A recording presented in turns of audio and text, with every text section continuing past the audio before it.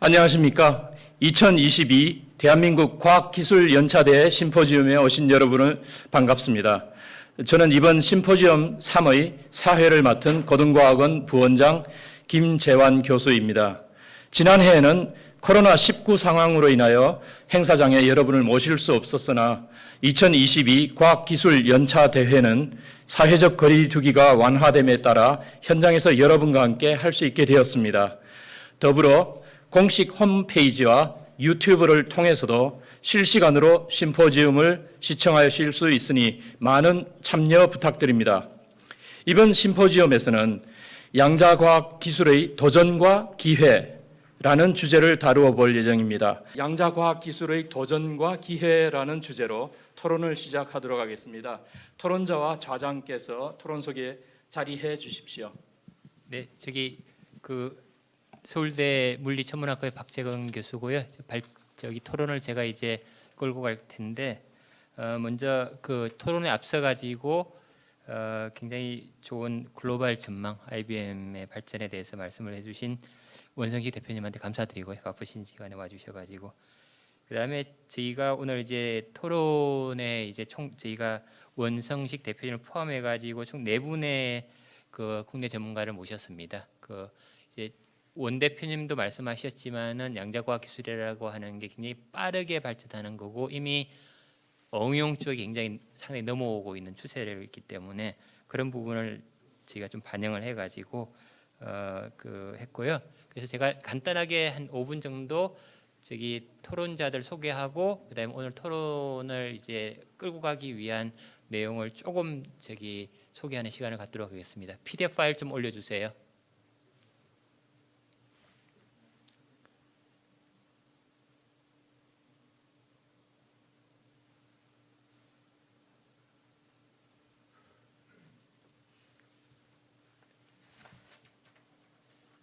제가 잊어버렸네요. 사회를 보신 김지한 교수님한테 감사드립니다. 김지한 교수님이 굉장히 바쁘신 일정이신데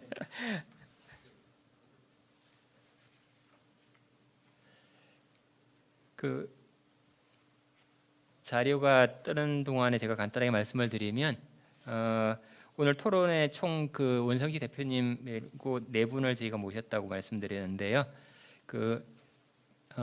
제일 왼쪽에 계시는 분이 서울대 김태형 교수님이시고 김태형 교수님은 양자 컴퓨터 전문가십니다. 양자 컴퓨터 중에서도 아까 이제 이온 트랩이라고 하는 분야에서 이제 우리나라에 굉장히 중요한 역할을 하시고요. 방금 이제 원성식 대표님 말씀하셨고 그다음에 이제 이동훈 교수님은 지금 고려대학교 계시는데 양자 센싱과 이미징 전문가이십니다. 그다음에 이제 저희가 지금 현재 우리나라 양자과학 기술을 보면 대학과 출연은 약 6대4 정도로 인력 분포라든지 그렇게 되어 있고 그다음에 출연연의 역할이 굉장히 지금 많이 중요해지고 있습니다. 그래서 저희가 출연연에서 2분을 모셨는데 키스대에 계시는 한상국 박사님을 모셨고요. 한 박사님은 현재 양자정보연구단 단장을 맡고 계시면서 양자통신 전문가십니다. 그래서 아까 암호 그런 문제도 좀 말씀하실 수 있고요. 마지막으로 표준연구원의 황찬용 박사님을 이제 토론자로 모셨고요. 황 박사님은 양자기술연구소 소장이시고 본인이 양자물성을 직접 연구하시는 전문가이기도 하십니다. 다음 넘겨주세요. 그래서 이제 양자 기술의 가장 핵심적인 개념이 여기 있는 것처럼 결국 중첩과 얽힘입니다. 그래서 자세한 이야기는 하지는 않겠는데 양자 과학 기술의 코어가 뭐냐 물어볼 때 결국은 리트머스 시험지가 중첩과 얽힌 개념이 얼마만큼 녹아 들어가 있느냐 그럴 것 같습니다. 그래서 이제 궁금하신 분들은 여기 있는 것처럼 슈레딩 고양이라든지 실로 양자 얽힘은 현장에는 저희로서도 여전히 직관적으로 이해하는데 어려움이 있기 때문에 위키피디아라든지 유튜브라든지 그런 거 해가지고 많이 보시면 굉장히 상세한 정보들을 얻으실 수 있으십니다. 다음 넘겨주세요. 그래서 이제 역사적으로 아까 원 대표님이 IBM 이제 기업과 관련된 쭉 말씀을 하셨지만은 실제 이제 양자과학 기술이라고 지금 부르고 또는 양자정보과학이라고 부르는 거는 시작은 서로 다른 2개의 뿌리에서 시작됩니다. 1900년에 제일 양자 혁명. 그러니까 지금 저희가 사는 모든 IT 혁명들이 전부 다 1900년에 시작된 이제 양자 역학 그게 기반된 거죠. 그게 이제 개념적으로 양자와 겔마즘 터널링이고 주요 부산물들로는 트랜지스터, 레이저, MRI입니다. 이 하나하나가 우리의 문명, IT 산업과 그다음에 헬스, 그다음에 올해 그 엔터테인먼트를 바꾼 걸 얼마나 바꿨는지를 아시면 앞으로 제2의 양자혁명이 얼마나 파급 효과가 클지를 저희가 좀 가늠해 볼 수 있을 것 같습니다.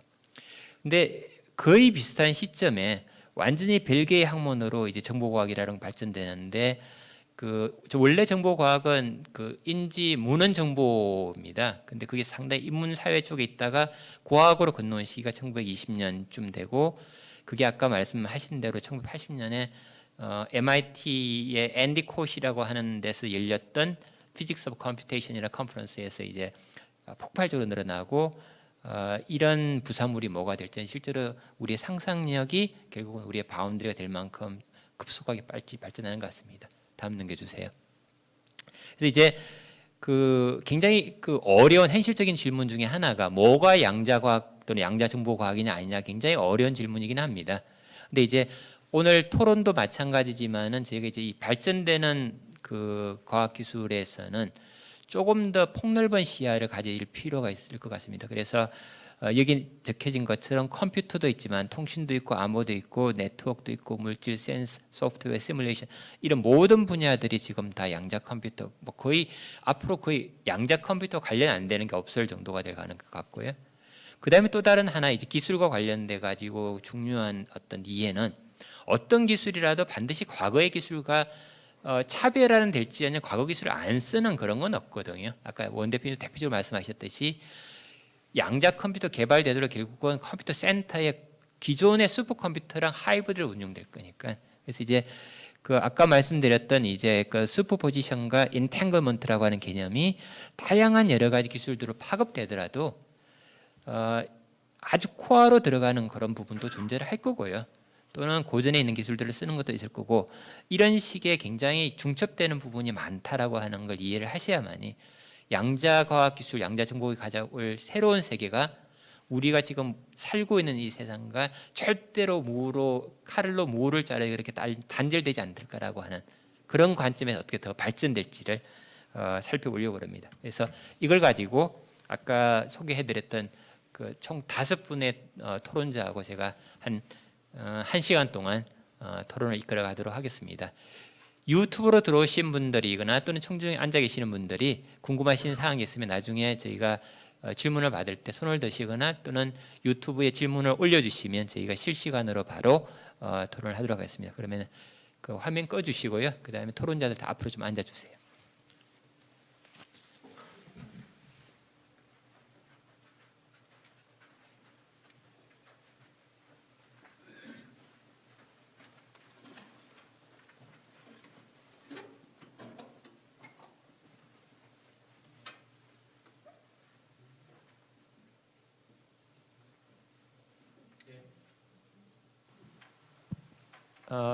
저희 여기 지금 총 6분이 앉아 계시는데요.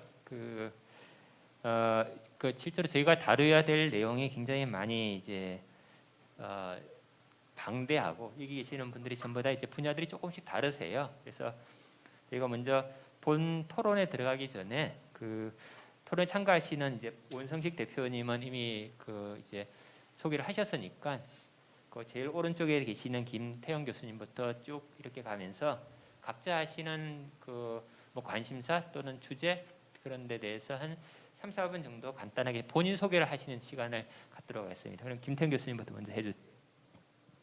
네, 방금 전에 소개받은 서울대 컴퓨터공학부 교수로 있는 김태현입니다. 제가 주로 하는 연구 분야는 아까 잠깐 언급하셨었는데 보통 양자 컴퓨터에 지금 최근에 상용화가 제일 많이 되고 있는 초전도가 일단은 제일 많겠지만 그 다음에 많이 되고 있는 게 이온 트랩이라는 분야고요. 저희 연구실에서는 이온 트랩 자체를 그 시스템 자체를 다 개발을 하고 있고 그리고 그 이온 트랩을 가지고 양자 컴퓨터로도 활용할 수 있고 또한 그거를 이용해서 또 다른 양자 네트워크로도 활용할 수 있습니다. 양자 네트워크를 그 자체로서 양자 암호 같은 데도 활용할 수 있지만 거꾸로 얘기하면은 양자 네트워크는 양자 컴퓨터를 나중에 확장할 때 아까 IBM 같은 경우에도 보시면은 몇 개의 시스템들을 그러니까 서브 모듈을 다시 연결하는 구조가 되게 되고 그러게 되면은 그런 양자 네트워크의 기능들이 다시 활용이 되거든요. 그래서 뭐 그 자체도 되게 브로드한 기술인데 그 자체 그 네트워크의 기능과 그 다음에 컴퓨팅의 기능이 사실 하나의 시스템으로 구현이 가능하기 때문에 약간 그런 면에서는 좀 더 장점이 있다고 볼 수는 있습니다. 그리고 마지막으로 뭐 당연히 그런 양자 컴퓨터 관련된 연구를 하다 보니까 양자 컴퓨터의 그 응용이라든지 아니면 알고리즘 같은 분야에 대해서도 뭐 연구실에서는 같이 연구를 하고 있습니다. 이상입니다. 네, 안녕하세요. 저는 고려대 물리학과의 이동헌 교수입니다. 앞서 이제 초전도 큐빗, 이온 트랩 큐빗, 그러니까 여러 가지 이제 큐비트 플랫폼이 있는데요. 저희 연구실에서 주로 연구하는 큐빗 플랫폼은 다이아몬드 MB 센터라는 이온이라고 보시면 됩니다. 이온 트랩은 이제 레이저나 이런 걸 통해서 진공 중에서 원자를 하나를 딱 잡는 게 이온 트랩이라고 하면 저희는 다이아몬드라는 이제 고체 물질 안에 있는 이온 MB 센터라고 불리는 이온을 이용해서 큐비트로 활용해서 여러 양자 연구를 합니다. 양자 컴퓨팅부터 통신, 센싱까지 다양한 연구를 하는데요.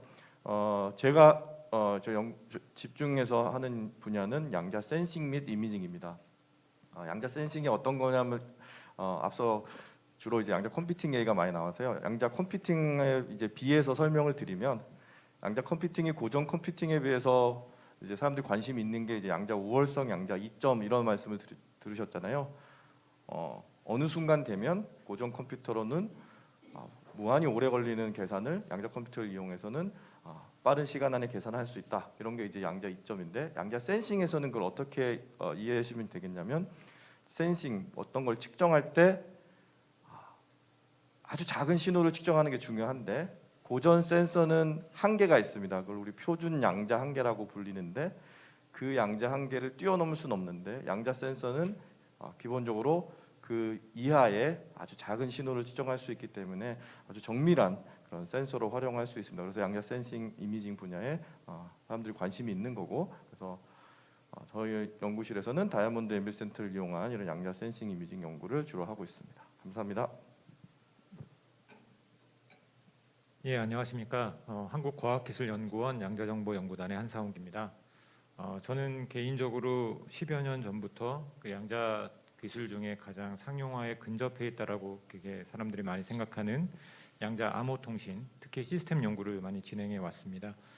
그리고 최근에는 그 양자 암호 통신 연구를 좀 넘어서서 그 양자 네트워크, 그러니까 양자 기기 간의 연결을 할 수 있는 양자 네트워크, 양자 인터넷이라고 표현되는 이런 새로운 분야의 연구를 좀 진행을 하고 있습니다.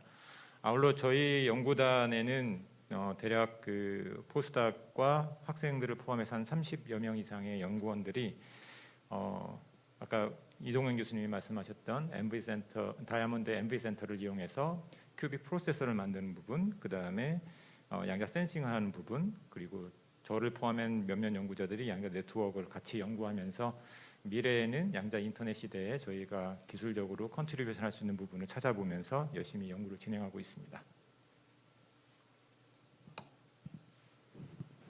네, 표준과학연구원 황찬영입니다. 제가 뭐를 하고 있느냐를 설명드리기보다 제가 뭐를 맡고 있느냐를 설명드리는 게 나을 것 같아서요.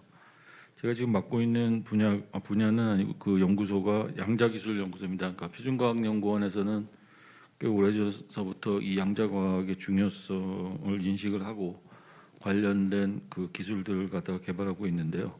예를 들어서 양자 컴퓨팅이나 양자 센서 혹은 양자 통신과 관련된 여러 가지 기술들을 그 개발을 하고 있습니다. 그래서 초전도 기반, 광자 기반, MB 센터 기반 그런 그 양자 컴퓨팅 플랫폼들에 관련된 연구를 수행을 하고 있고 또 중성 원자를 이용한 양자 시뮬레이터 혹은 또 하이브리드 역학계 양자점 혹은 스핀 등을 이용을 한 그런 양자 그 관련 연구를 굉장히 액티브하게 수행을 하고 있습니다. 네, 이상입니다.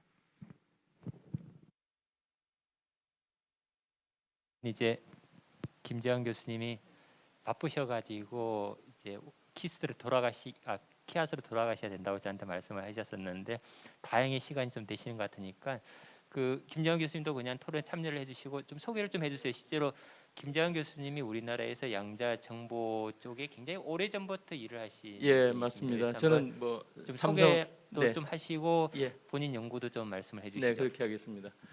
저는 원래 퀀텀 케이아스라고 이렇게 양자 혼돈 현상에 대해서 연구를 했었고 삼성종합기술원에 있을 때 1990년대 후반인데 그때 회사에서 양자 컴퓨터와 양자 암호 이쪽을 연구를 하자고 했다가 그게 성사되지 않아 가지고 카이스트로 갔다가 고등과학원에서 지난 20여 년간 그 양자 정보, 양자 컴퓨터나 이쪽에 이론 연구를 하고 있습니다. 여기 계신 분들은 다들 실험 연구를 하시는데 저는 이론 연구를 하고 있습니다. 그래서 처음에 연구했던 거는 이제 양자 텔레포테이션을 어떻게 하는가, 그 다음에 또 새로운 어떻게 얽힘을 만들 것인가, 또 양자 정보는 클래시컬 정보, 그러니까 우리가 보통 이야기하는 디지털 정보하고는 어떻게 다른 건가, 이런 데 대한 연구를 해오고 있습니다. 그래서 지난 한 20년간 여러 연구원들과 같이 연구를 했고 여기저기 그 양자 정보, 양자 컴퓨터에 관한 이런 강의를 해달라 그러면 열심히 뛰어가서 전도사 역할을 하고 있습니다. 네. 네, 감사합니다.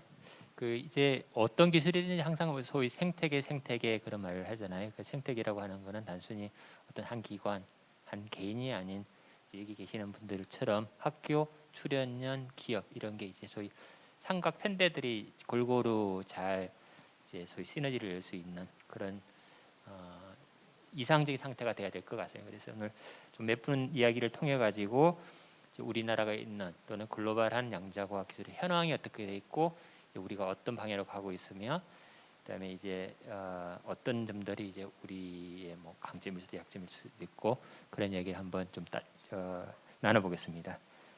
그래서 이제 저기 그 먼저 그 아까 원성식 대표님이 이제 그 이제 글로벌 그 퀀텀 컴퓨터 기업인 IBM을 중심으로 이쪽 소개를 해주시긴 했는데 그 이제 이 앞으로 5년 내지 10년이 양자 과학 기술 관련돼 있는 굉장히 큰 전환점이 될 것 같아요. 아까 원 대표님 말씀하셨지만은 지난 20년 동안에 퀀텀 컴퓨터에 대한 세계적인 경쟁을 통해 가지고 더 이상 퀀텀 컴퓨터가 먼 미래가 아닌 현실이라고 하는 데는 부인을 못할 것 같습니다. 그래서 그 이제 각 분야별로 앞으로 5년, 10년 동안 벌어질 굉장히 어려운 질문이긴 할 것 같아요. 어떤 발전이 있을까 또는 변혁이 있을까? 뭐 퀀텀 컴퓨터일 수도 있고 센싱이 될 수도 있고 통신이 될 수도 있고 뭐 또는 정보 쪽에서 그런 걸 한 조금 몇 분 좀 이야기를 좀 해보도록 하겠습니다. 그래서 이번에는 원성식 대표님부터 먼저 그 양자 컴퓨터 관련돼 있는 또는 IBM으로 봤을 때 이제 제가 듣기엔 IBM이 퀀텀 컴퓨터를 굉장히 코어 핵심 이제 소위 그 비즈니스로 지금 분류를 하고 계시잖아요. 그래서 대충 IBM이 그리고 있는 어떤 그림 또는 어떤 전략 그런 걸 좀 간단하게 이야기를 좀 해주시면 좋을 것 같습니다. 예, 그 모두에서 잠깐 말씀을 드렸지만 이제 저희는 그 물리적인 퀀텀 컴퓨터를 만드는 것과 병행을 해서 산업계에 어떻게 하면 그 퀀텀을 적용해서 그 퀀텀의 우위를 경험하실 수 있게 만들어 드릴 거냐라는 측면에서의 그 에코시스템을 집중을 하고 있습니다. 전 세계적으로 보면 아직도 아마 미국이 퀀텀에 관련된 연구 활동이나 인력이 제일 많고요. 뭐 최근에 독일이나 일본으로 확산이 되고 있고 호주, 캐나다, 영미권을 중심으로 해서 연구 인력이나 인프라가 급속도로 좀 확대가 돼 나가고 있습니다. 저희 입장에서 보면 국내에서도 퀀텀에 대한 관심이 아마 작년 올해부터 갑자기 급부상을 한 것 같고요. 거기에 대한 어떠한 그 관점이 퀀텀에 대한 기술을 확보하고 내재화한다라는 측면에 많이 그 집중이 되고 있는 것 같은데 내재화라고 하는 부분 뭐 절대 도외시하지 않습니다. 그러니까 같이 병행해서 진행이 돼야 될 거고요.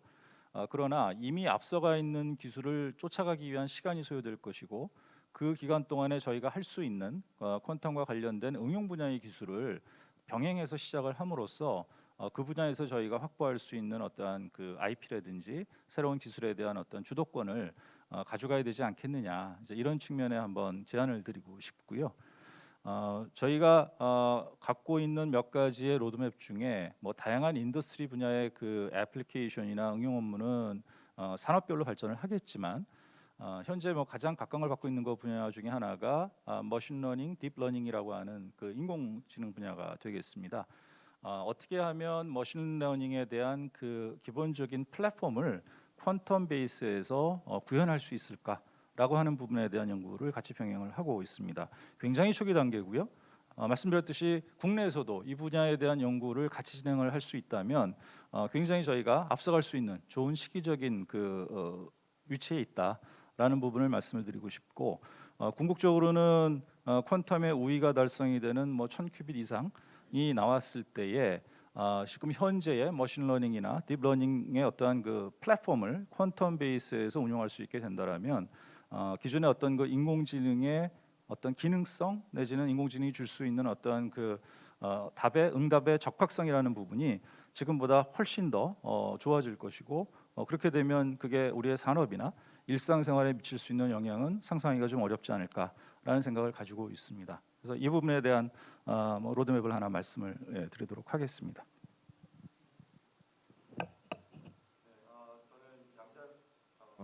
센싱 및 이미징 분야의 5년, 10년 어떻게 로드맵이 어떻게 될까를 좀 말씀을 드리면요. 이거 연구자 개인마다 조금씩 견해가 다르고 저도 매년 바뀌고 있습니다. 제가 예상한 것보다 훨씬 빨리 변화하는 것을 발견하기도 하고 글로벌하게 이 연구에 뛰어드는 연구자들이 많이 늘면서 생각지 못했던 여러 새로운 아이디어들이 속속들이 발표되기도 하고, 그래서 저 스스로도 작년에 했던 제 말을 좀 처리하기도 할 정도로 급속히 바뀌고 집단 지성이 여기에 관심을 두다 보니까 그래서 저는 개인적인 제가 현재 가지고 있는 그 5년 정도 10년 정도의 양자 센싱 분야를 좀 말씀을 드리면요.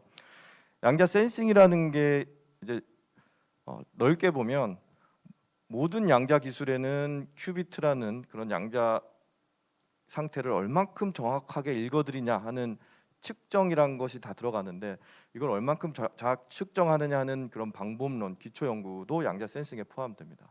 근데 이 응용 면에서 얘기를 하면 이걸 이제 센서로 이용해서 여러 물리량, 그러니까 시간을 잰다든지 온도를 잰다든지 자기장을 잰다든지 중력 가속도, 관성 가속도를 잰다든지 해서 현재 우리가 실생활에 쓰는 여러 가지 고전 센서를 대체할 수 있는 양자 센서로 활용하겠다 하는 어플리케이션 측면에서는 양자 센싱이 포함됩니다. 그래서 이런 기초 연구가 그 측정 방법론이라는 면에서 새로운 그 측정 방법이 계속 연구가 될 거고요, 기초 연구 차원에서. 하지만 이제 산업계나 이게 더 관심 있는 부분은 이제 센서로 활용하겠다는 거고, 그리고 말씀드린 것처럼 뭘 측정하냐에 따라서 다양한 이제 어플리케이션이 가능하기 때문에 예상치 못한 여러 가지 이제 분류로 5년, 10년 사이에 다양한 이제 어플리케이션 아이디어들이 나올 겁니다. 양자 컴퓨팅은 이제 큰 기업들이 주로 많이 참여를 해서 리딩을 하는데, 양자 센싱 같은 경우는 전 세계적으로 봤을 때는 중소기업 스타트업들이 이제 리딩하는 경우가 많고요.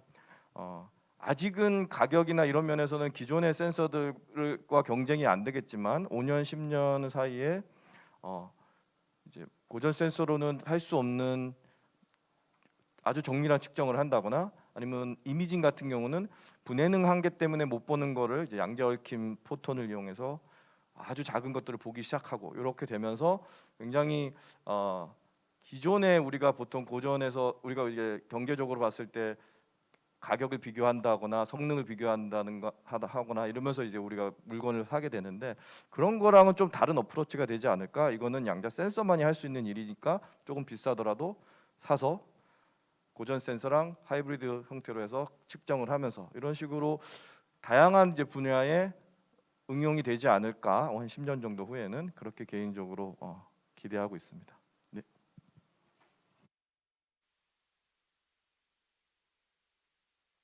예, 저는 양자 통신 분야에 대해서 말씀을 좀 드려보도록 하겠습니다. 아까 말씀드렸던 것처럼 양자 통신 분야가 산업화에 좀 많이 가까이 있다라고 평가를 받는 그런 분야이고요. 실제로 우리나라에서도 양자 특히 양자 통신 쪽에서 양자 암호 통신 쪽은 SKT, KT와 같은 통신사들이 굉장히 큰 관심을 가지면서 지금 연구 개발 좀 진행을 하고 있습니다. 그래서 현재 2020년부터 올해까지 대략 한 36개의 국가의 중요한 어떤 공공기관의 보안 통신이라든지 아니면은 어떤 그 스마트 팩토리와 같은 어떤 산업 보안 통신이라든지 그다음에 의료 병원 같은 곳에 어떤 의료 정보를 중요한 정보를 다루는 곳에 어떤 보안 통신망 쪽에 한 36개 정도의 테스트 베드를 구축해서 한 3년 정도 운영을 하면서 실제로 이게 기술이 사용될 수 있는 기술인지에 대해서 굉장히 적극적으로 지금 테스트를 하고 있습니다. 그래서 향후에 5년, 10년 정도 된다 그러면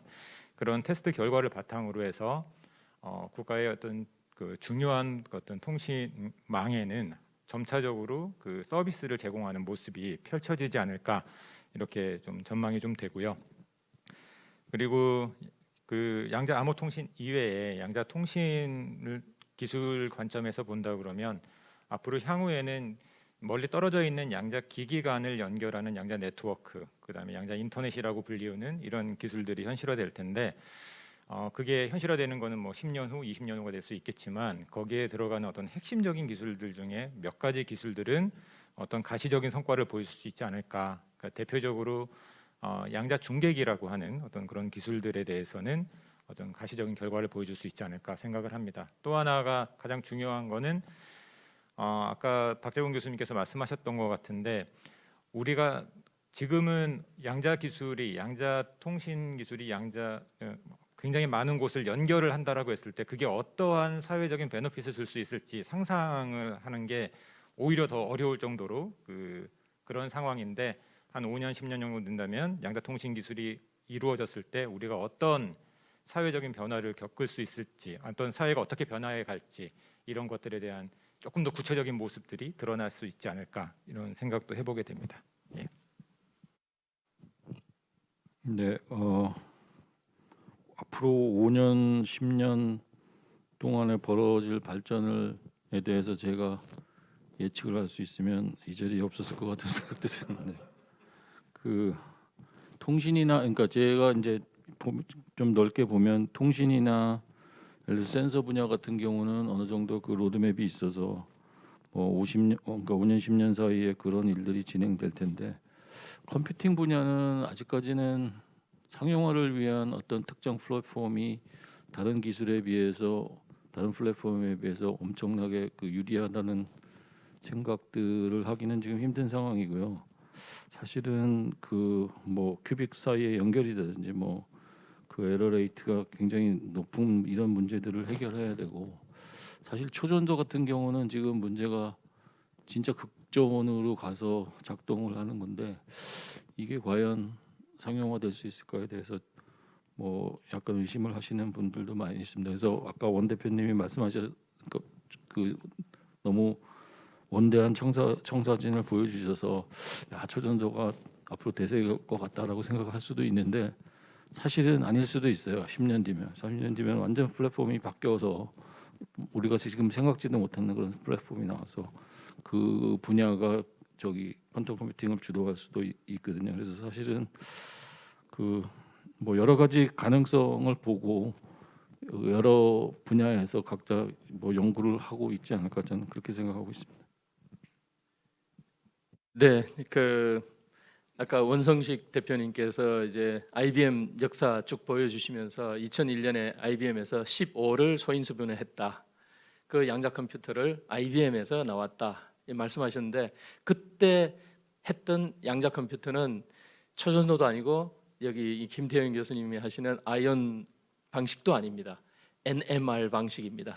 그 핵 자기 공명 방식인데 그게 제일 먼저 발전을 해 나갔지만 벌써 이제는 가능성이 없는 걸로 낙인이 찍혔습니다.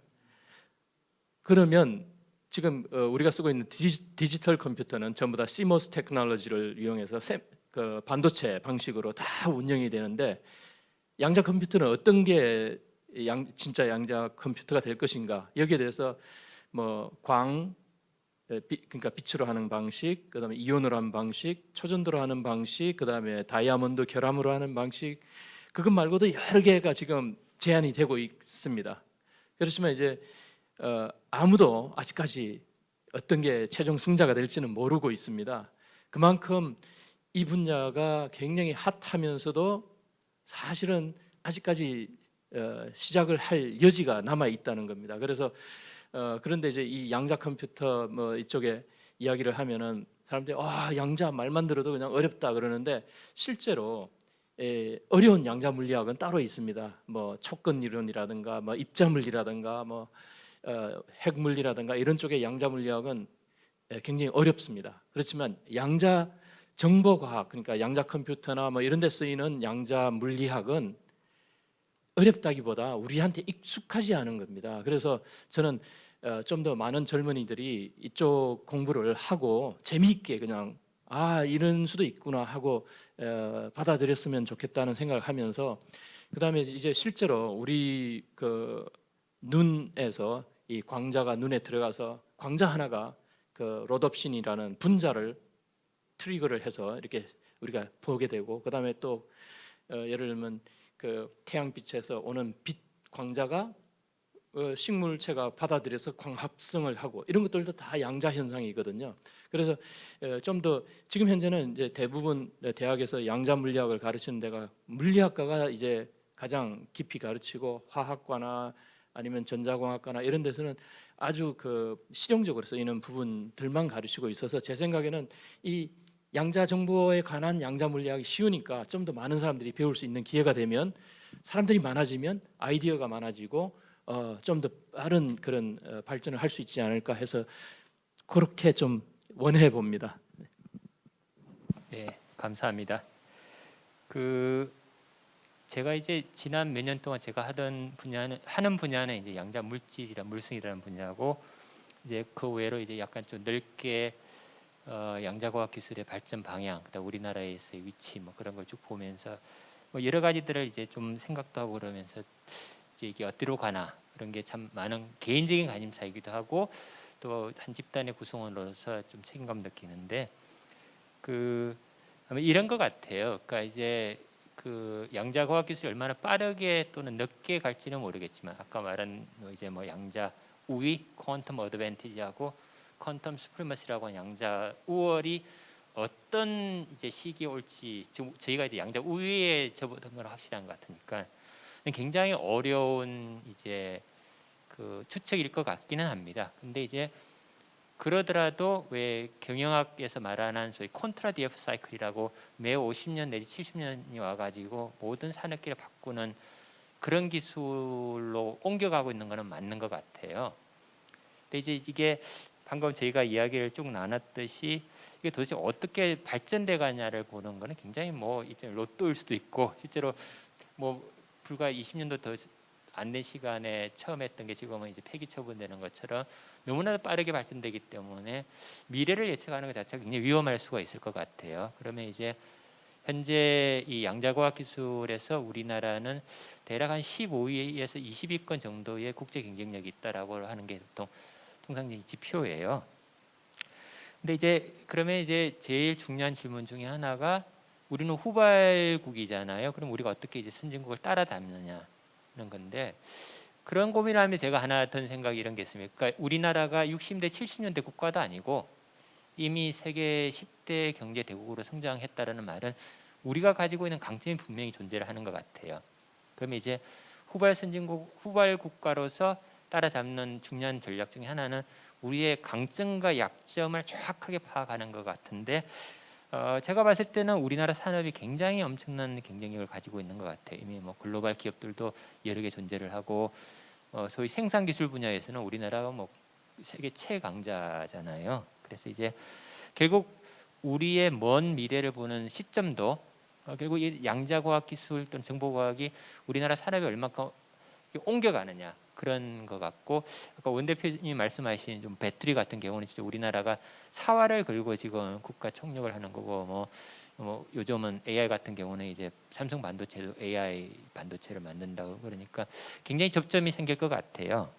그래서 이제 다음 두 번째 질문으로서 이건 조금 더 저희가 좀 대답하기 어렵겠지만은 각자 분야에서 봤을 때 이제 우리나라 산업계로 이게 양자과학 기술이 어떻게 변화를 옮겨갈지 또는 어떻게 변화를 시킬지 또는 내가 이런 걸 조금 더 기여를 할 수도 있을 것 같다. 뭐 그런 게 있으시면 조금 더 어려운 질문이긴 하지만은 한번 이야기를 해보려고 합니다. 그래서 황찬용 박사님부터 한번 좀 이야기를 해주세요.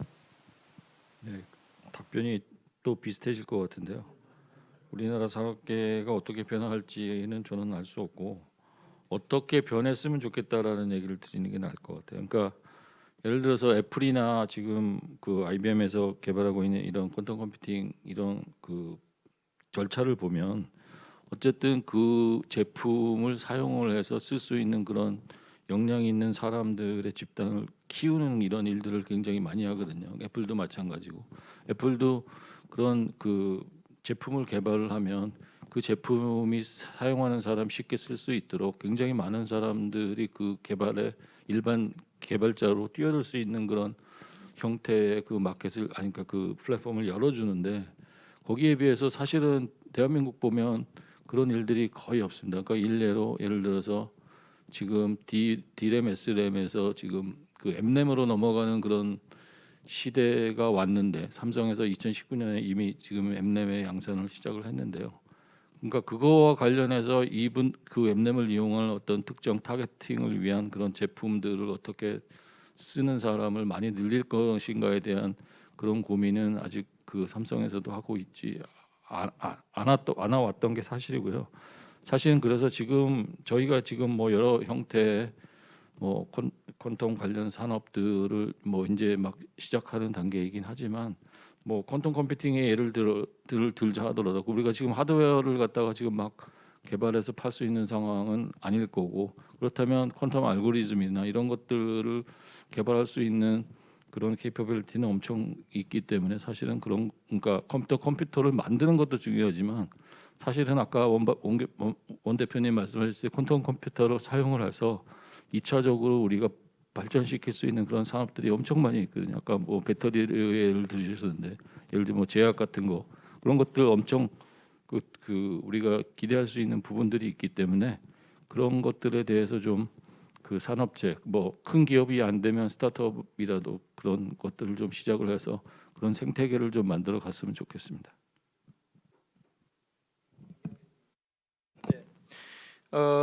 우리의 강점 사실은 지난 저는 그 우리나라가 어떻게 해서 디지털 산업을 잘하게 됐나 이 이야기를 하면서 그 윷놀이를 이야기를 듭니다.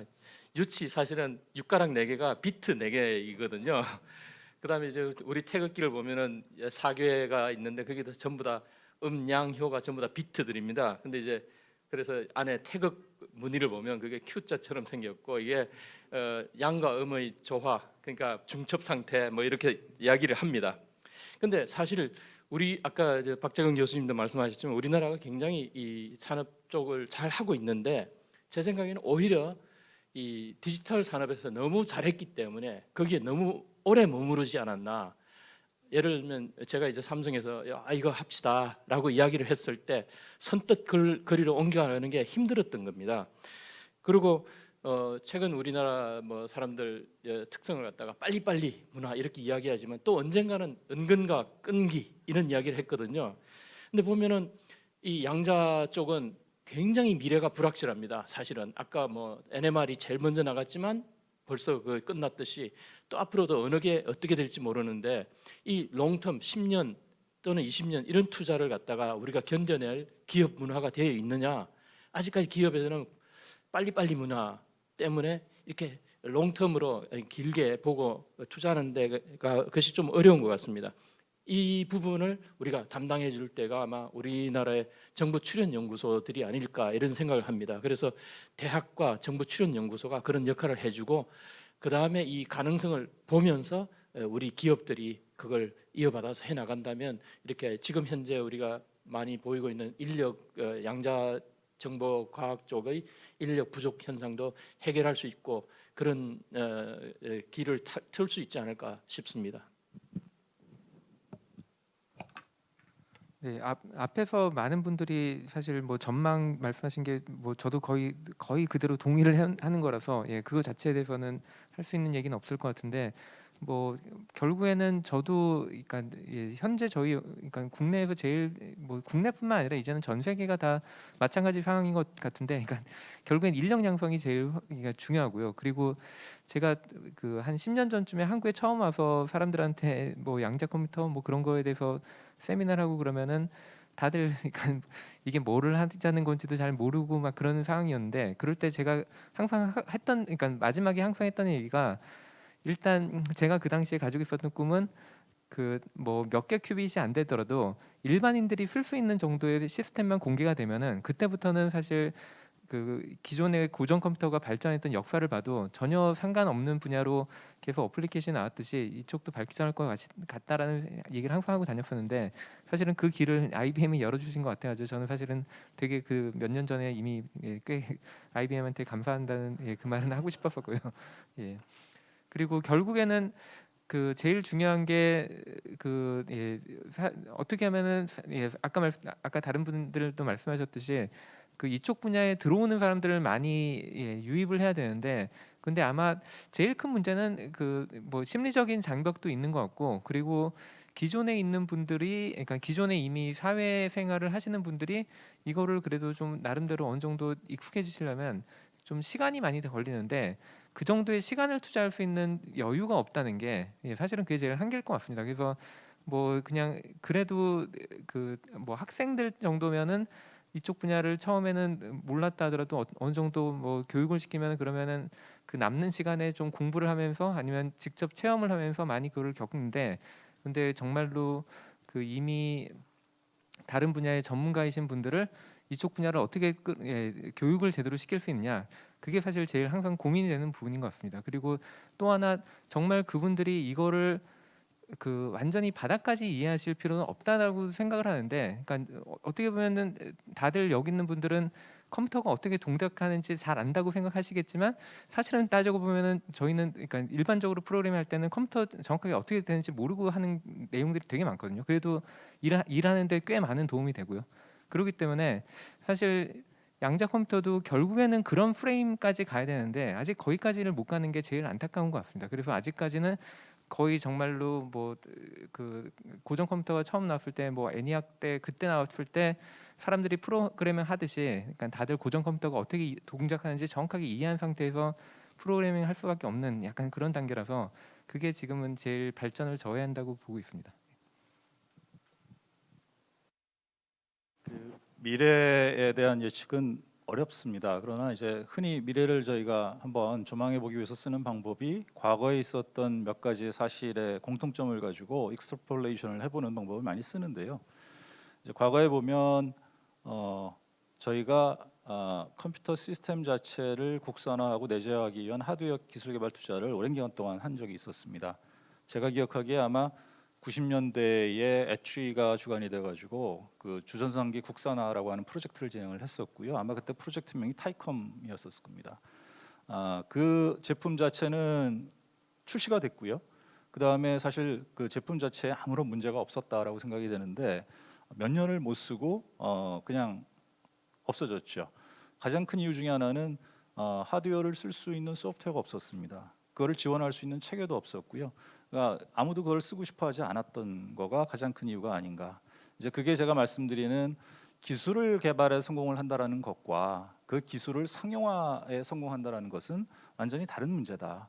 그래서 현재 어떠한 그 큐빗의 기술이 여러 가지 각도로 진행이 되고 있고 그거에 대한 시행착오를 거쳐서 개발하는 것들은 계속 지속이 되어야 되지만 아마도 어느 누군가가 시장에서 일정 규모의 에코를 갖다가 확보를 하고 나면 그 다음에는 사실 새로운 기술이 더 좋은 기술이 나와도 그거를 상용화시키기에는 굉장히 어려워질 거다라고 하는 게 이제 저희가 과거로부터 얻은 경험입니다. 그래서 제 입장에서 말씀드리는 것은 어떤 새로운 기술에 대한 개발을 계속 진행을 하되 지금 만들어지고 있는 에코시스템에도 적극적으로 참여를 해서 거기에서의 어떤 우리 주도권을 가져가야 된다는 말씀을 드리고 싶고요.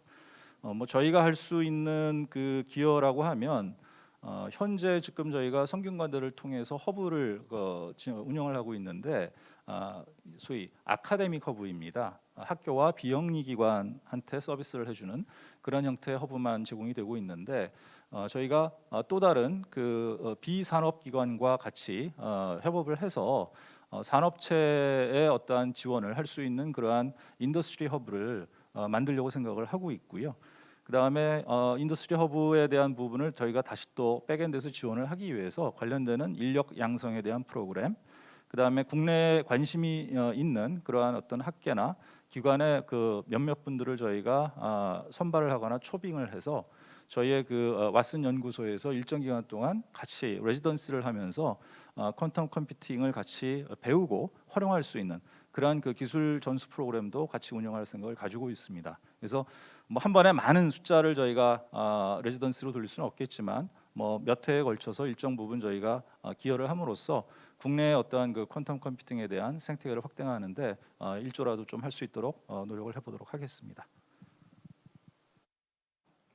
예, 저는 계속 이제 양자 센서 분야에 집중해서 좀 말씀을 드리고 싶은데요. 제가 이제 바라는 그런 산업계의 이제 미래 전망 이런 위주로 좀 말씀을 드리면 양자 컴퓨팅 같이 이제 큰 기업들이 이제 들어갈 수 있는 토픽이 있고 양자 센서라는 거는 아까 말씀드린 것처럼 뭐를 측정하냐에 따라서 다양한 어플리케이션이 되고 한 종류에 국한되지 않기 때문에 대기업이 여기서 이 센서를 만들겠다 하는 거는 굉장히 포커스된 그런 타겟 같고 그래서 중소기업 스타트업 위주의 발전이 진행되지 않을까 그리고 특히 국내에서 필요하지 않을까 하는 게 개인적인 생각이고요. 그리고 이런 양자 센서들이 고전 센서와 컴퓨팅에서 아까 원 대표님 말씀하신 것처럼 이게 상용화해서 경쟁하는 거는 단기간에 안 됩니다. 제가 생각하는 거는 양자 센서만이 들어갈 수 있는 니치 마켓과 그 스페시픽한 그 필드를 찾는 게 중요한데요. 예를 들어서 원자를 이용한 중력 가속도 정밀 측정을 하는 양자 중력 센서라는 거를 이용해서 화산지대나 지진지대 설치를 해놓고 물론 이 고가 장비가 되겠죠. 거기서 이제 미리 발생할 그런 아주 미세한 신호를 미리 측정해서 경보하는 이런 데서 이제 활용처를 이제 찾아 나가는 게 중요하고 그래서 저는 이런 기회가 있을 때마다 자주 말하는 게 이제 양자 기술 산업화의 시대에서 양자 기술 전 분야에 모든 것이 다 동일하게 이루어질 수는 없다.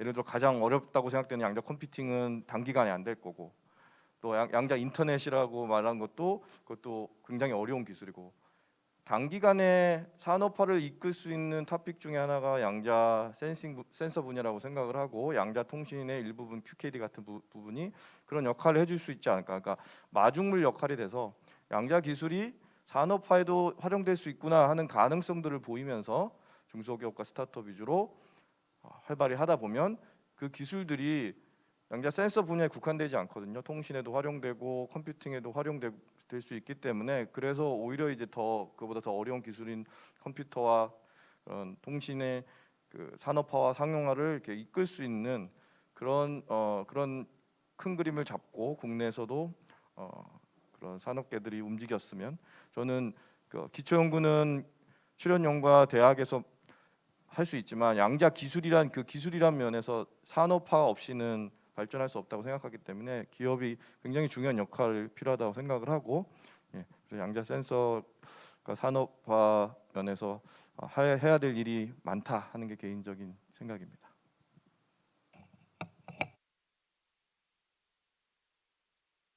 우리나라 산업계가 어떻게 변화해 갈까라는 질문 정말 어려운 질문인 것 같고요. 근데 저도 마찬가지로 바람상 뭐 이런 걸 생각을 해보면 우리나라 산업계를 말하기 전에 저는 이 양자 기술이 산업화되는 거를 전 세계 그 어떤 나라라도 먼저 보여줄 수 있는 게 뭔가 나왔으면 좋겠습니다. 아까 굉장히 좋은 전망, 어떤 장밋빛 전망 이런 것들이 많이 나왔는데 제가 파악하고 있기로는 아직까지 양자 기술에 대한 시장이 양자 기술을 개발하기 위해서 투자하는 시장이 더 큰 거지 그 양자 기술을 이용해서 어떤 부가가치를 창출하는 시장이 더 큰 시장은 아직은 아니거든요. 근데 그게 부가가치가 만들어지는 그 시장이 열리는 순간 우리나라는 정말 잘할 것 같습니다. 근데 그 시발점이 되는 그 모습이 뭐 우리나라가 되면 좋겠지만 그게 실질적으로 되지 않더라 하더라도 전 세계의 그 어떤 나라에서 그 어떤 기업이 됐든 어떤 연구기관이 됐든 그런 모습을 보여주는 어떤 그것만 보여준다 그러면 아까 박재훈 교수님 말씀하셨던 것처럼 우리나라가 굉장히 생산 기술에 대해서는 굉장히 큰 탤런트를 가지고 있는 나라이기 때문에 우리나라 산업계가 굉장히 빠르게 그리고 중요한 역할을 할 수 있는 위치가 갈 수 있지 않을까 이렇게 생각합니다. 원래 토론이 어려운 질문을 놓고 저희가 그냥 난상 토론을 해야 되는 거니까. 근데 원래 이 토론을 하기에 앞서 가지고 이제 제가 몇 가지 질문을 던졌었고 이제 생각을 해 오시라고 했는데 제가 세 번째 질문을 딱 보면서 이 질문을 드리면 어떻게 준비를 하실까 싶은 생각이 들어요. 제가 질문을 잘못 드렸는데 제가 어떤 질문을 드렸는지 읽어드리겠습니다. 우리나라의 양자과학 기술 중장기 목표와 철학은 무엇이어야 합니까? 이건 뭐 거의 1년 동안 강의를 하고 또 상토론에다 안 풀릴 문제를 제가 드린 것 같아요. 그래서 조금 제가 지금 숙제를 드린 입장에서 조금 발을 빼고 조금 다른 이야기를 좀 뭐 옮겨갈까 생각 중인데요.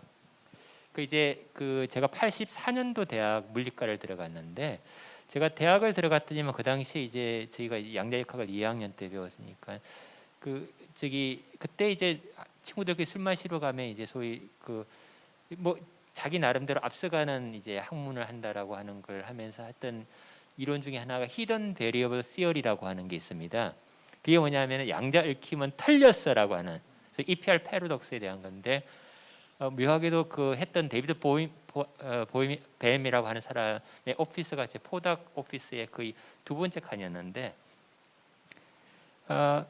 그랬던 게 80년대인데 81년도에 이제 MIT 앤디 코트에서 그게 있었단 말이에요. 그래서 가끔 그런 생각을 해봅니다. 한국에서는 그게 가능했을까? 이제 앤디 코트 그 양자 정보가 양자과학 기술을 내건 게 딱 두 가지가 필요하거든요. 세계 최고의 양자 물리학자들, 세계 최고의 컴퓨테이셔널 엔지니어 두 개가 만나서 피직스 컨퍼런스 오브 컴퓨테이션이라고 해야 되는데, 그러니까 세상에 한 번도 안 만날 사람들이 만나가지고 우리가 세상에 없는 걸 만들어 보자.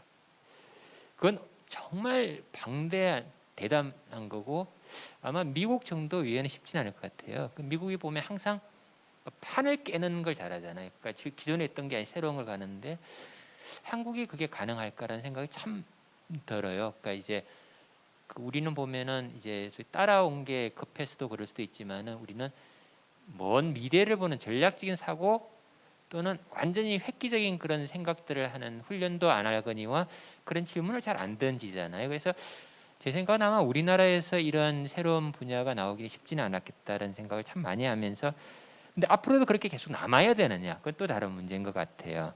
그래서 이제 조금 제가 이제 이상한 숙제를 낸 사람으로서 숙제를 좀 바꾸면 이런 생각을 해봅니다. 그러니까 이제 우리가 지금 누리고 있는 IT 산업은 뭐 잘 아시듯이 시작은 1940년대 중반에 뭐 트랜지스터 시작했지만 실제로 IC 칩으로 건너오는 50년대, 60년대고 60년대 말부터 이제 칩 숫자가 급속도로 늘어가지고 70년대 인텔이 이제 소위 뭐 10,000개, 10만 개를 심기 시작을 하거든요. 그래서 이제 무어로라고 하는 18개월마다 2배씩 증가한다라고 하는 그 무어로가 와서 이거 가는데 양자 산업이 그렇게 갈 건가? 그러니까 그 무어로가 돼가지고 1980년대에 퍼스널 컴퓨터가 들어오기가 한 10년의 시간이 걸리잖아요.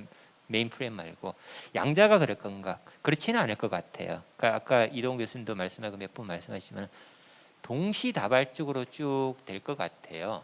그러니까 이건 무슨 말이냐면은 돌격 앞으로 쭉 해가지고는 절대로 이게 잡을 수 없는 그런 이제 소위 과학과 기술인 것 같은데 그 말은 지금 우리가 생각을 해왔던 이제 뭐 소위 우리가 말할 때 소위 개발 독재 또는 뭐 어떤 상향식 그런 식의 어떤 전략 구사로서는 상당히 어려운 게임을 하지 않을까 그런 생각이 좀 듭니다. 그래서 제가 숙제를 목표 철학 그러면 너무 무거우니까 그런 관점에서 기존에 우리가 해왔던 연구의 관행 또는 어떤 정부 정책의 관행 또는 뭐 기업에 계시는 분들 기업들의 관행 아까 이게 이제 김지환 교수님은 20년 전에 삼성 말씀을 하셨는데 그런 틀에서 우리가 벗어나가지고 도대체 뭘 어떻게 조금 바꿔보는 그러니까 교육은 교육을 어떻게 바꾸고 또는 우리의 연구를 어떻게 바꾸고 그런 게 바뀌어서 이걸 갖다가 우리가 조금 더 빨리 어댑트할 수 있는 그런 게 뭘까? 그래서 그런 방향에서 조금 한번 이야기를 좀 끌어갈까 하는데 이동훈 교수님 한번 부탁을 드려보겠습니다. 준비한 질문이 아니어서 좀 당황스럽긴 한데 이게 양자 기술이라는 게 굉장히 아직 확실하지 않고 모호하면서도 국가적으로 전략 기술로 채택돼서 이렇게 관심이 집중되는 굉장히 예외적인 케이스이기 때문에 그동안의 한국의 뭐 연구 문화라든지 기업 접근 방식, 패스트 팔로우 정책 이런 것을 보면 이게 이렇게 관심이 뜨겁다가 몇 년 후에 가시적인 어떤 것이 안 보이고 하면 그동안의 이제 한국 상황을 보면 급속히 이 분야에 관심이 식을 수도 있는 거거든요. 그래서 그런데 왜 미국이나 중국 같이 해외에서 이거를 모호하지만 아직 어떻게 될지 모르지만 왜 이거를 전략 기술로 삼았냐를 곰곰이 생각해 보면 이거는 패러다임이 전혀 다른 기술이고 게임 체인저가 될 수 있고 이게 이제 가능성을 보였을 때 패스트 팔로우 정책으로 했을 때는 간극이 기존의 다른 기술과 대비 클 수도 있는 분야이기 때문에 그래서 저희들이 이 양자 기술이라는 게 기존에 한국에서 했던 어프로치로는 안 된다는 것을 좀 계속 어필할 필요가 있고 그 중요성을 말할 필요가 있고요. 그리고 아까 박지원 교수님이 한계는 우리의 상상력이라 이런 말이 한 것처럼 지금 우리가 내다보는 10년, 20년 내다보는 양자 컴퓨팅의 미래, 양자 센서의 미래 이런 것들은 어떻게 바뀔지 모르고 우리가 생각했던 그 방식대로 안 갈 수도 있고 전혀 다른 방식으로 갈 수도 있습니다. 마치 반도체 기술이 처음 트랜지스터 나왔을 때 이렇게까지 우리가 스마트폰을 쓰고 이렇게 사용할 때까지 상상을 못했던 것보다 훨씬 더 많은 변화가 있을 수 있고요. 그러면 그게 실패한 것이냐? 아니면 많은 저희 동료들이나 사람들이 얘기하는 거는 거기서 파생되는 여러 양자 코어 기술들 그런 것들이 어떤 미래로 우리를 이끌지 모르거든요. 그래서 반드시 우리가 가져야 될 핵심 기술 중에 하나라고 개인적으로 생각합니다. 우리가 지금 바라는 목표가 원하는 대로 로드맵을 한 대로 달성이 안 되더라도 중요한 기술이라고 생각을 하고요. 그래서 관심이 급속히 올랐다가 식는 것을 최대한 저희들이 방지해야 되고 말씀드린 것처럼 어떤 한 선두주자가 있는 게 아니고 여러 가능성들을 지금 같이 레이싱을 하면서 탐색해야 되는 거거든요. 그렇기 때문에 또 어렵기도 한 분야이고, 네, 그 정도면 이제 질문에 답변이 되는지 모르겠습니다. 첫 숙제에서 제가 되게 어려웠던 단어가 철학이라는 단어였습니다. 이 철학이라는 단어는 제가 잠이 안 올 때 읽었던 책이 다 철학책들이었기 때문에 부끄럽지만 그랬었습니다. 근데 좀 이렇게 질문을 조금 축소를 해주셨는데 그냥 짧게 말씀을 드리면 저는 도전하는 문화가 우리나라에 정착이 돼야 된다라고 생각을 합니다. 최근에 이제 정부에서 나오는 어떤 연구 과제들을 보면 실패해도 된다라는 어떤 전제 조건을 가지고 나오는 과제들이 나오고 있습니다, 실제로. 근데 연구자들의 관성이 저를 포함해서 그래도 실패하면 안 된다라고 생각하고 있습니다. 그래서 도전하는 문화를 정착하는데 굉장히 시간이 좀 오래 걸리는 것 같고, 근데 그런 도전하는 문화가 정착이 되지 않는다 그러면 아까 박재근 교수님이 이렇게 말씀하셨던 그 질문에 대한 답을 우리가 낼 수 없을 거는 자명할 것 같습니다. 그래서 조금 시간이 걸리더라도 그 도전하는 문화가 필요하다는 공감대를 가지고 그 정책을 담당하시는 분이라든지 사회 문화적으로 그런 것들을 좀 이렇게 수용할 수 있는 그런 문화가 정착되면 그게 먼저 선결돼야 되는 조건이 아닌가 이런 생각을 좀 해보게 됐습니다. 네, 뭐 비슷한 얘기이기는 할 텐데 굉장히 다양한 플랫폼에서 사실은 저희가 굉장히 다양한 연구를 수행해야 된다고 생각을 하고 있고요.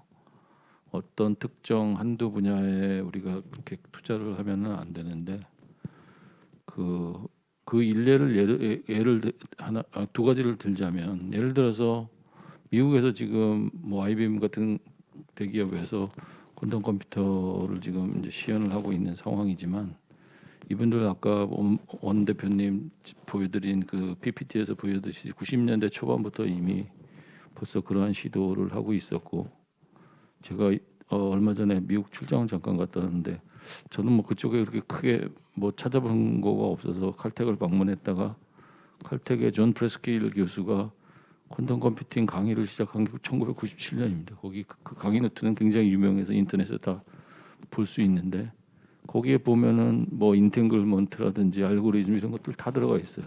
그거를 벌써 그분들은 90년대 후반부터 그렇게 그 강의를 하고 교육을 하고 그런 인력들을 갖다 키워냈다는 건데, 저희는 아직까지 그 역사를 보면 양자와 관련한 그런 교육이라든지 아니면 연구가 이렇게 그 역사가 이렇게 좀 오래되지 않았기 때문에 사실은 중장기 플랜으로 좀 투자를 하면서 기다려야 된다는 생각을 하고요.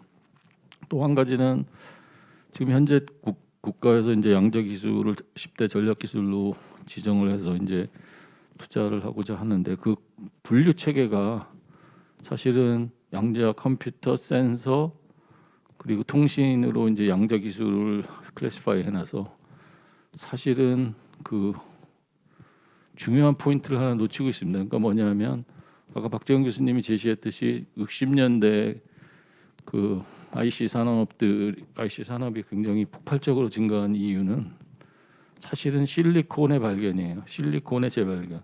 그러니까 진공관에서 시작을 해서 저메늄 트랜지스터가 그 50년대 나왔고, 그다음에 50년대 말에 실리콘의 모스펫 구조가 나오면서 60년대 폭발적으로 증가한 거거든요.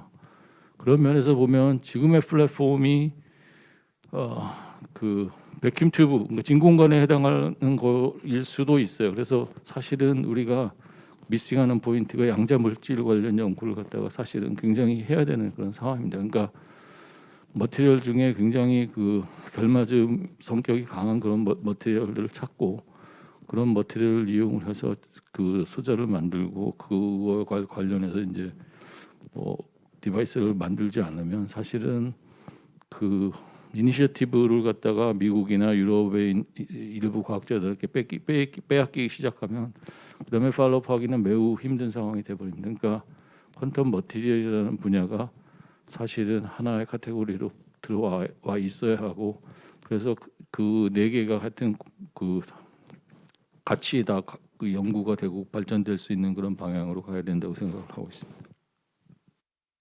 예, 박정인 교수님께서 예전에 뭐 히든 베리어블, 숨은 변수 이야기하셨는데, 사실 우리나라에서 숨은 변수에 관심을 많이 가지고 있는 분들이 있습니다. 그리고 사실은 우리나라에서 지난 2000년대 초부터 양자 정보 기술에 세계적으로 기여한 분이 여럿 있습니다. 그렇지만 우리나라에서 그게 잘 안 알려지고, 우리나라에서 그런 분들이 그런 분의 능력에 맞는 일자리를 제공받지 못해서 이렇게 늦어진 바가 있습니다. 예를 들면 양자 암호에서 어느 양자 암호 회사라도 다 써야만 되는 디코이 방법이라는 게 있는데, 그걸 만든 황원영 교수는 지금 전남대학교 물리교육과에 계시거든요. 근데 이제 그분은 숨은 변수 쪽에 더 연구를 재미있게 하고 있습니다. 그리고 또 사실은 이 우리나라에서는 어떻게 보면 뭔가 자기가 뭐 하고 싶은 이런 일들을 갖다가 지속적으로 해나갈 수 있는 그런 기회가 잘 안 주어진다는데 문제가 있는 것 같습니다. 예를 들면 아까 뭐 EPR 그 원성식 대표께서 EPR에 대해서 말씀해 주셨는데, 아인슈타인 같은 경우에는 자기가 양자 물리학의 그 초창기에 1905년에 굉장히 큰 기여를 했음에도 불구하고 나중에 나왔던 그 양자 측정에 관해서 불만스러운 것 같다. 1935년부터 돌아가실 때까지 지속적으로 고집스럽게 이의를 제기하셨거든요. 그러니까 다른 사람들 왜 이걸 왜 못 받아들일까 뭐 이런 식으로 이야기를 했지만, 사실은 아인슈타인은 끝까지 그걸 주장했기 때문에 의문을 계속 던졌기 때문에 그분의 그 일이 우리가 지금 요즘 연구하는 양자 얽힘으로 이어진 겁니다. 그런 면에서 볼 때 어떤 자기가 뭐 주장을 계속 이어나갈 수 있고, 그다음에 여러 사람들과 소통할 수 있는 그런 풍토가 만들어진다는 게 중요한 것 같고, 그런 면에서 요즘 한국에서 물리학 쪽에 대학이라든가 고등학교 교육이 굉장히 위축되고 있다는데 굉장히 우려할 수밖에 없습니다. 그런 게 그런 쪽으로 물리 교육이 지속이 되면은 제 생각에 꼭 이게 직업 전선으로 연결되지 않는다 하더라도 많은 기회가 우리한테 생길 거라고 생각합니다.